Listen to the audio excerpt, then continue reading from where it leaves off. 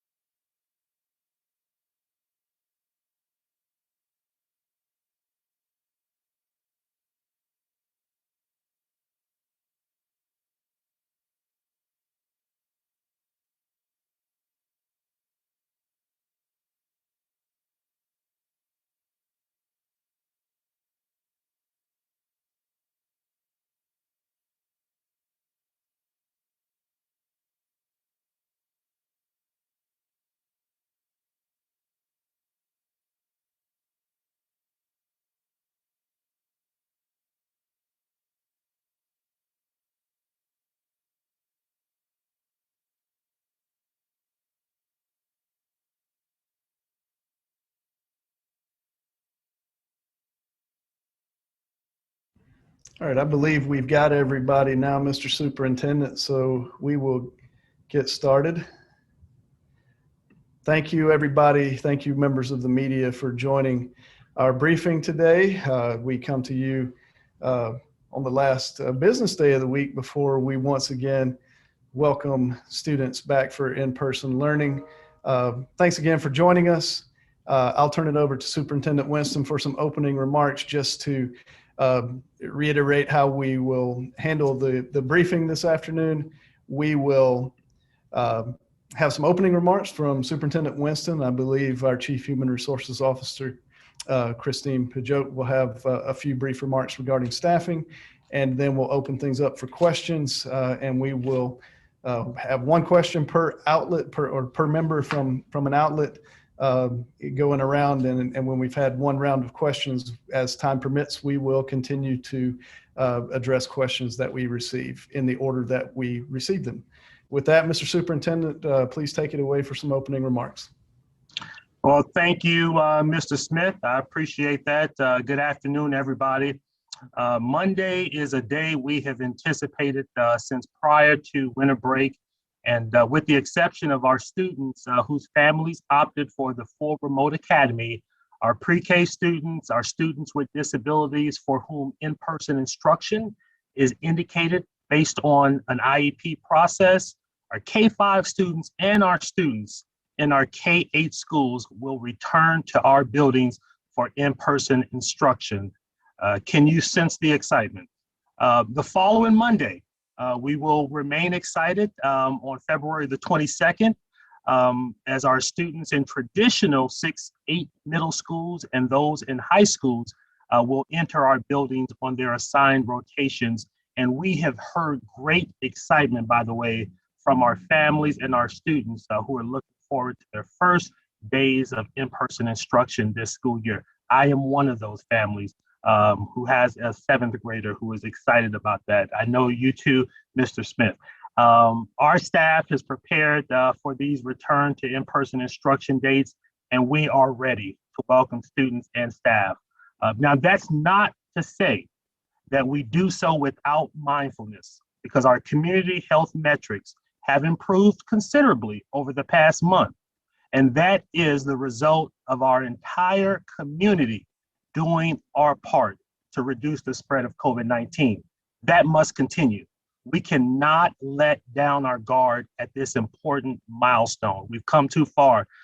The practices and the protocols that we have put in place for transportation, for arrival and departure times in our classrooms, for meal times, for extracurricular activities will be, and they must be followed without exception.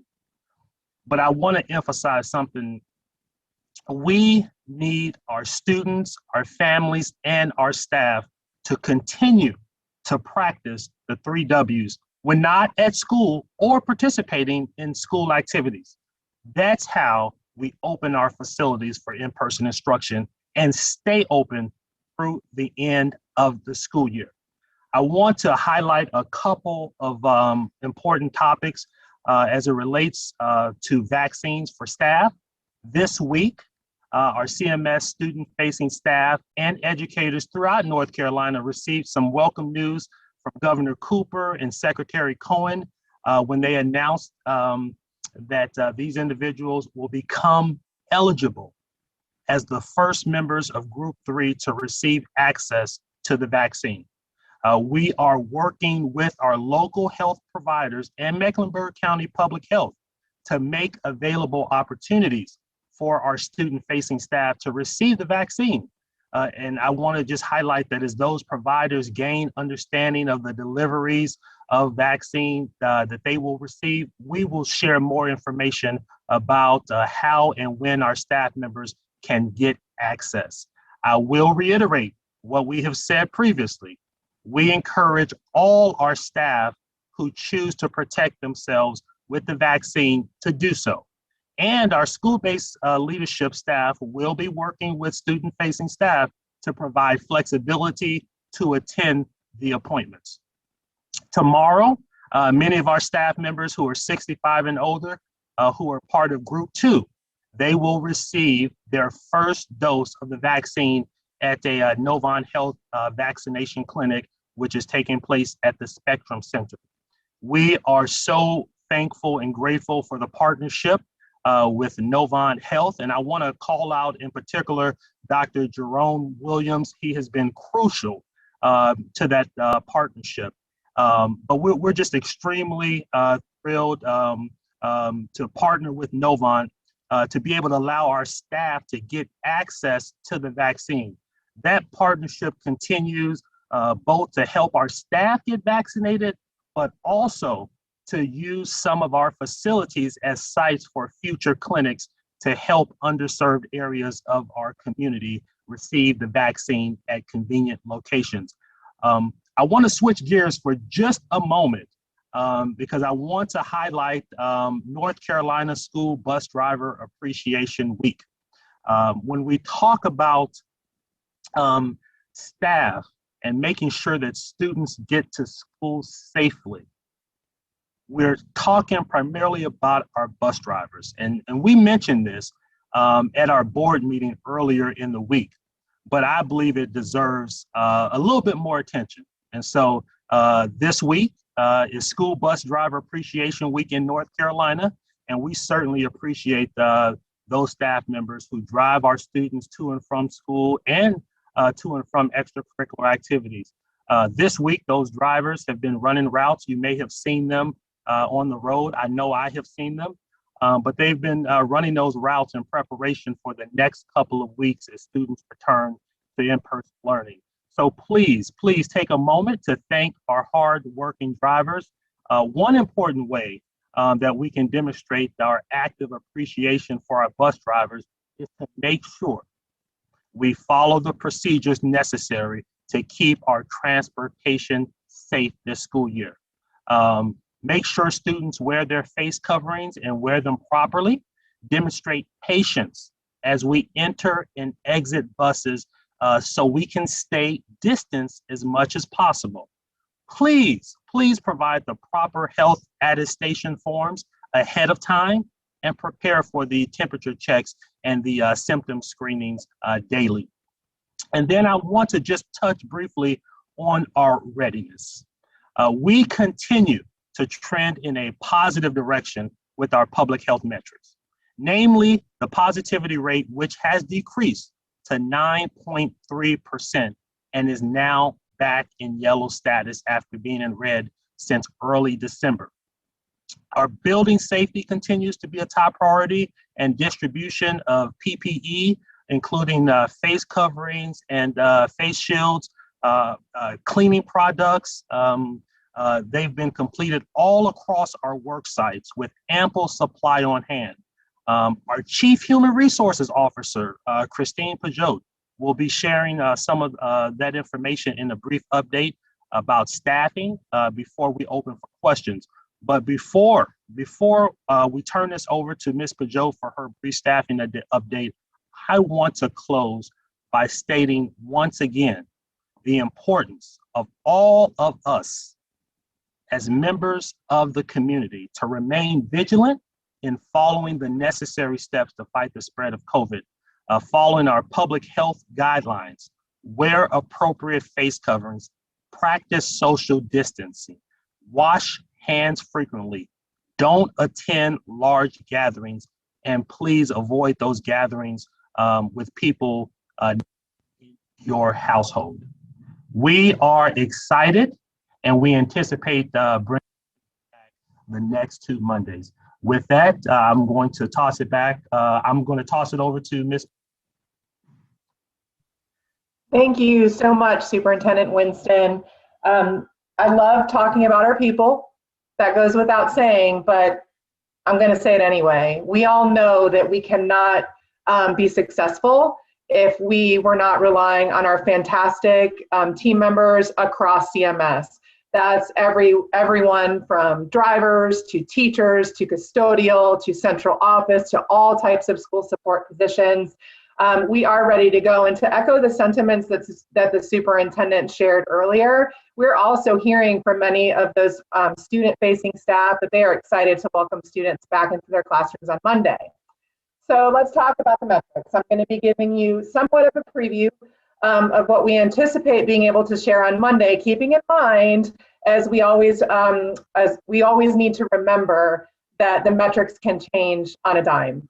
I mean, things like vacancies and leaves are very fluid, and that's why we monitor those on a daily basis, as well as weekly report outs on the metrics dashboard. So we do anticipate being able to share that we remain in green across instructional staffing.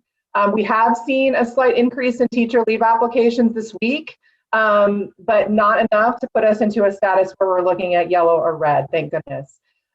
We continue to accommodate teachers and other instructional leaders who are considered to be high risk for serious illness due to COVID-19. Now, principals especially are working very hard to keep accommodations in place and to support what the HR office, along with any teachers or any staff impacted, have been provided by way of an accommodation. And those also include working from home where that's feasible. Now, custodial and nurse vacancies and leaves remain in yellow, but we have contingent plans in the event that any particular site sees a gap that we need to fill. Bus driver vacancies continue to be in green at this time.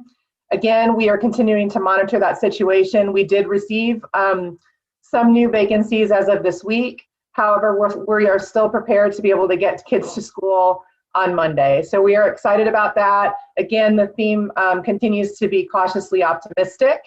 And with that, I will turn things back over to the team. Thank you, Christine.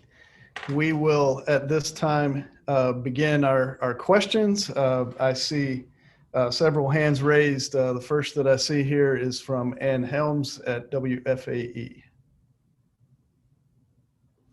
Thanks and good afternoon. Could you describe the procedures for some of the settings where you're probably going to see kids without masks, heavy breathing inside lunchrooms? How are they going to be going to cafeterias or eating in their classrooms, gym classes, music classes? How are those going to be handled? So I can speak to that for just a second. Thank you, Ann. So our class students will not be eating in the cafeteria. They will have those do sort of a go through and pick up type scenario that will be happening at our schools.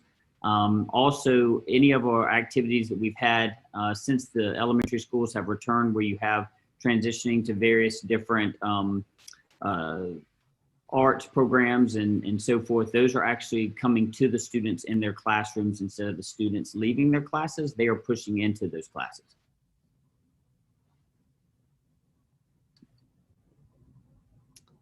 Our next question is Derek Dellinger. Hi. Okay, you can hear me. The way this is working, at least for the teachers, this is actually a teacher vaccination question. Are you anticipating priority at any of the vaccination events that will be coming up soon? Or is it a matter of just the teachers getting in line? Or are there any plans to provide any vaccination events just for student-facing staff? And could that change based on what we could be seeing with these other vaccinations, these other vaccines, Johnson & Johnson and AstraZeneca coming in? Okay, I'm happy I think to take that I think we had question. about 3 questions there, but we'll turn those over to Christine. I think we can answer them all. Yeah, so we were really excited to be able to share this week following Governor Cooper's announcement that our student-facing staff were going to be eligible to start scheduling appointments through the Mecklenburg County Public Health Department. And those appointments actually started to become available, at least scheduling the appointments today. So we expect that the week of February 22nd, our staff is going to actually be able to take advantage of those appointments. So we were very excited about that. Again, our job is to, really, I should say our mission is to provide as much access and notice to our employees as possible so that they can take advantage of these opportunities. And so we're super excited about the partnership, that our continued partnership that we have, not only with Mech Health, but also with Novant and any other community providers who are hosting special events that include CMS staff.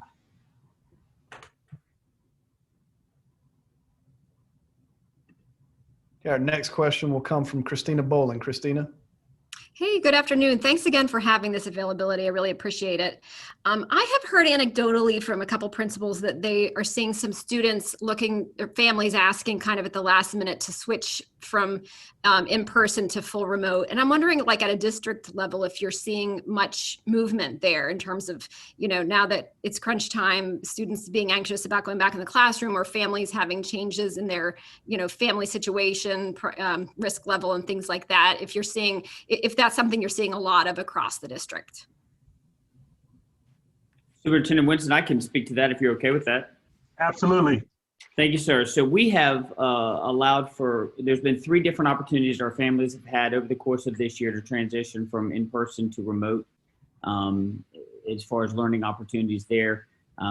We're very happy to say that many of our families have taken that opportunity to pick which of those 2 modalities best fits for them, themselves and their children. I will say that at this point in time, we are not seeing a great influx of individuals coming to the schoolhouse to request alternative learning opportunities as far as between remote and in-person. I will tell you that we do have, once again, as we stated the board meeting on Tuesday night, we have a hardship process which is in place for our families. There's 4 criteria to that hardship. Which include but aren't limited to medical diagnosis of individuals in the home, sudden change of access of childcare, families, finances, employment, also school assignment due to a student moving from the prior school. I will tell you that any 4 of those criteria all can be met through documentation provided to the schoolhouse, and all of that is being done directly through the principal and the accommodations they are able to make in their own individual schools. Thank you, Dr. Hayes. Next question, Lexi Wilson. Hi there, thanks for doing this. My question is related to the vaccine. As was mentioned, Mecklenburg County was now accepting appointments today, and we've actually heard from some teachers saying that it was really difficult and they actually weren't able to get an appointment. Is there a message you have for those feeling discouraged by this? Sure. You know, we are still asking our community, as well as, you know, within CMS and even outside, that vaccine supply is somewhat limited still. It's encouraging that I believe, and Monica, Ms. Damian can correct me if I'm wrong, but the county is expecting to receive upwards of around 1,000 vaccines per week starting later this month. So we are encouraged that more slots will become available. And what we understand the process to involve is that even if a teacher or another student-facing staff member goes to the Mecklenburg County Public Health Department website to be able to sign up, if there is nothing available at that time, there is also a process by which an employee can get on a waiting list. So then as soon as an appointment is available or slots are available, there would be a method by which they can transfer that into an appointment. So please keep trying. Yeah, I would add that we are working with the health department as they receive more vaccine. They learn about it weekly. So if their supply increases, we're working with them to help our staff access appointments. We've done things before where we've gotten consent for them to call our employees directly to make those appointments. And just before we move on, I know certainly we have had a partnership with Novant and with Mecklenburg County Public Health. Also, Atrium is opening up appointments, and we know that other vaccine distribution points such as Walgreens are coming online as well. But again, it is the supply of vaccine that is a bottleneck at this point. But thank you all. Next question will be Courtney Cole and then Elsa Gillis. Thank you for taking my question. I wanted to go back to the attestation forms. I spoke to the Executive Director of Transportation yesterday, and he went over the procedures they'll be doing on the bus and how they'll be collecting those forms. But what do parents need to understand about what they need to fill out, and how often do they need to turn that in? Hey, Dan, Courtney, this is Adam. So yeah, the parents need to fill that out once per week when their students are attending their rotation. And again, it's mainly to summarize for, of course, the driver and then in turn the school, whether the child has been exposed to anyone who has tested positive, whether they themselves have tested positive, or they're exhibiting any symptoms which may cause concern. So that does give the driver a little extra peace of mind as they pick up students each morning, and then they'll turn those forms into the school as they unload students each morning. So again, parents just need to turn that in once per week that their students are in their rotation. Drivers will collect those. If they don't happen to have them, the driver will have additional forms on the bus if the parent is at the stop, especially with our K-5 students or pre-K or special needs. They can go ahead and fill that out at the stop, and the driver will collect it and take it on into school. Thank you, Adam. Elsa? Thank you, Patrick. Hi, all. Hope you're all well. I'm not sure exactly who wants to answer this question, but it piggybacks off of the one that Adam just answered. You know, I know there are a lot of infographics out there, but, you know, and the groups coming back on Monday likely were already in buildings back in December. But any reminders that you want families, you know, things to pack for school on Monday, things their kids need to remember when they're walking down the hallway, the forms they need to fill out, any last minute reminders that you can share with families? I will get us started. Elsa, thank you for that question. Always want to take an opportunity to remind our families about some key important messages. For me, the most important one, for us, I should say, the most important message is to make sure that if your child is ill, not feeling well, has experienced some symptoms, or has been in close proximity with someone who has had COVID recently, but mainly if the child is ill and not feeling well, please do not send children to school sick. That endangers the health of so many others in the building, their peers, our staff members. And so we just want to send a special reminder about that. And so if anyone else wants to add on to that, please feel free to do so. Yeah, I would also remind everyone there is a symptom screening application that the families can fill out prior to arriving at school. In addition to the bus attestation, everybody who enters our school building needs to fill out a symptom screening.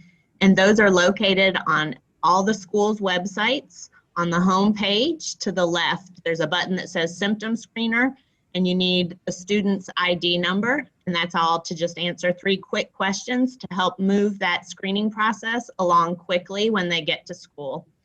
They will get their temperature checked, and remember to pack a mask or a face covering for them.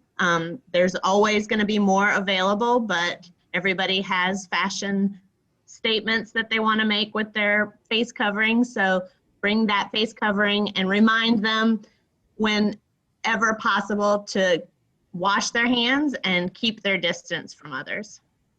While we're on that subject, Monica, should we mention really quickly about the types of face coverings that are and are not allowed?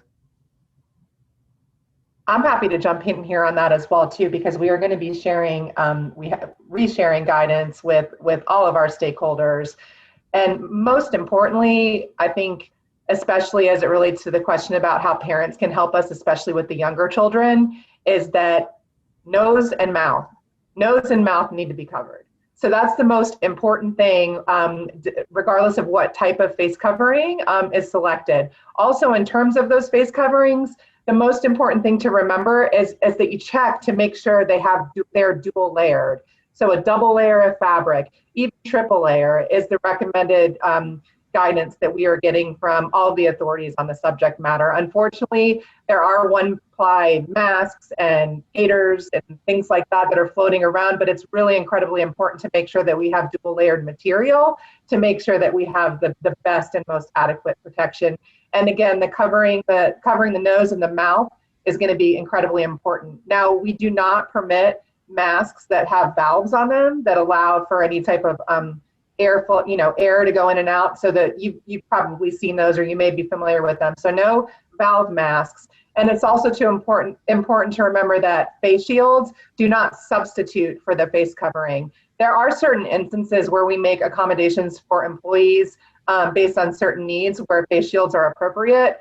But generally speaking, it's really the face covering that is the mandate. And any individual, even outside of a student or a family member coming onto campus or employees, anybody coming onto a CMS facility is going to be expected to comply with the face covering requirement. Thank you. Patrick, could I jump in for a note about school nutrition? Yes, absolutely. Okay. So another way that students can remain safe and not have to worry about any kind of touch during the cafeteria process, we are now offering a service where if you go to your lunch account, paypams.com/barcode, and we're going to put this information on the website, students can download their barcode. It's the same student ID barcode that's on their school issued student ID, and they can have that barcode on their phone, wave it over the point of service, and do a touchless checkout for school lunches. I know particularly with our secondary kids, they will always have their phones. They might not have their ID, but they will always have their phone. So it's another way for students to move through the line safely and quickly. Paige Hopkins. I'm sorry? Paige Hopkins, next question. Sorry. Hey all, thanks for taking my question. I don't want to get too far ahead since in-person classes are just restarting on Monday, but I'm wondering what metrics or signals the district might be looking for to recommend more than 2 days for in-person learning for elementary students and maybe for older students too. That's something that I know parents who are advocating for in-person learning are looking for CMS. Dr. Hayes, I can certainly get us started with this, but I know you talked recently about this. So there are a number of things that we'll be looking at. Certainly it's not just one thing, but we'll obviously look from a transportation standpoint. We'll also look at staffing measures as well. So we'll be looking at a number of different things to make sure. And then we'll also make sure that things are flowing and operating as we had expected. One of the messages that I think we want to make sure that our community understands is that we will experience some hiccups and some challenges during these first couple of days of school. And that's to be expected. But we will be looking at how efficiently things operate, staffing, and then some other measures as well. Thank you, Superintendent Winston. I also just want to make sure that everyone realizes, as I know many people do, that for our middle and high school students, this is the first time that they will be returning back to in-person learning in almost a year, folks. So we really need to make sure that they're going to be returning in a pandemic. So we want to make sure that there's specific procedures and processes and protocols that they must follow that are still in place by the governor in Plan B that have to be executed on. We have to make sure that we are able to execute on each of those deliverables in a way that provides a safe and safety first for all of our students while providing them a high quality education. So we have to give ourselves time, not only for our students to adjust to that, but also for our teachers and our faculty and staff to be able to do that as well. As soon as we feel that we are able to do that, appropriately, then we'll be able to go back and start looking at the numbers to see if there's a way that we can potentially increase the frequency of students being inside our buildings in person. Thank you. See a few follow-up questions. Ann Helms, Lexi Wilson, Courtney Cole, and Paige, and I will we'll start with Ann. Great. I've been seeing some things on social media with teachers saying they got a new directive about grading, no grades below 0, having to go back and change some things. I'm guessing this is related to keeping students from falling too far behind if they haven't been doing work during remote learning. Can someone explain a bit more about what's going on with that? Yes, thank you, Ann, so much for asking that question. As you know, we've really kind of taken a very sharp approach to focusing in our students with chronic absenteeism, and also to address the D's and F's that we see increasing during the pandemic. What we've done is we basically have launched talking points for our principals and our learning community soups around the norm strategies to address D's and F's and chronic absenteeism. Please note that this is not a school by school approach. This is a district wide approach. And in that, part of the things that we've done, there's 3 key strategies for intervention, which include, but aren't limited to, case management, increasing student engagement and outcomes, and also central office commitments. And that central office commitment is around support and making sure our schoolhouses have what they need in order for our students to be successful. You're correct. We do have the 50 that's in place, has been something that has been part of our suggested practices for all of our schools. So it's not anything that's really new. It's new to all schools implementing it as far as district wide. What that is that set up as an opportunity for students who may be negatively impacted by the pandemic to not feel as if they do not have hope. We want to make sure that our students that are in various situations that are happening that are outside of their control, they never feel that hopelessness, which sometimes accompanies when a student may not have the opportunity to complete assignment, not have the opportunity to do as well as they would like to on a test. What that 50 does is it says to an individual student, you still have hope. You still have an opportunity to get that grade back where it needs to be. We've also made some modifications to late work, where we're giving a 5-day grace period for students to have an opportunity to get that work in, once again, because we do not know all the things that are impacting them through this pandemic. We've got to give them that opportunity. And we also have increased our opportunity for mastery. I know we've only raised at one point from 79%. We moved that up to 80%. Why? Because we know that at 80%, that student has the opportunity to maintain a B average in that course. So these are just a couple of things that we've done. Once again, not at a school level. Schools are also adding on things that they may do to help support students. But these are the things that we see as a district-wide that we must do as a systemic approach to addressing these 2 things. So thank you very much for that question. We appreciate that. And we'll have one final question, and that will be from Courtney Cole. Courtney? I wanted to go back to the cafeteria aspect. I was talking to a custodial staff today just about the different places they're cleaning throughout the schools, and we briefly touched on the cafeteria, but I just want to make sure, are any students physically eating in there, or is it all a grab and go style? I can take that. I think it's going to be building by building. Once the students go through the line, it's up to the building administration team to decide, based on how many children there are, how big their space is, can they put a class or 2 in the cafeteria and others go back to their classrooms? Do they have other places where they could send them to eat? So it really is going to be a building by building decision for that, to keep them safe. Well, that will wrap up this week's media briefing. Thank you all to all of our panelists. Thank you to all the members of the local media who joined us. Once again, we are excited. We look forward to Monday and bringing students and staff back together for in-person instruction in our buildings. Thank you, everybody, and have a great weekend.